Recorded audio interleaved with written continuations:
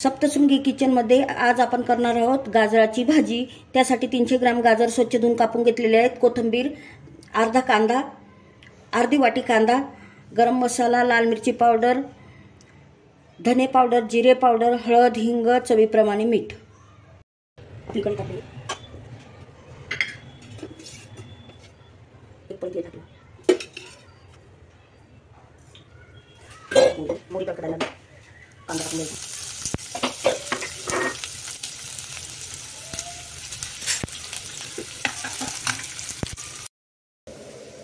कांदा व्यवस्थित तळत आलेला आहे।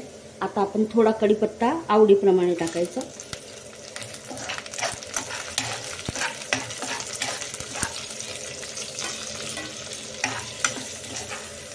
कढीपत्ता ऑप्शनल आहे। याच्यात मीठही टाकून घेतलंय मी।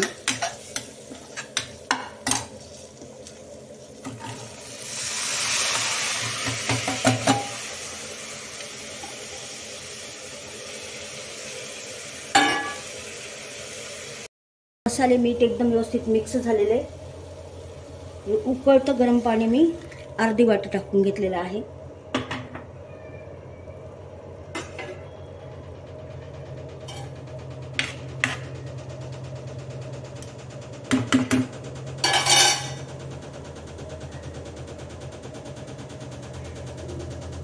आणि 10 मिनिटं पण नाही, 5 मिनिटं आपल्याला वाफेत होऊ द्यायचे। 5 ते 7 मिनिटं। तर 10 मिनिटं झाले।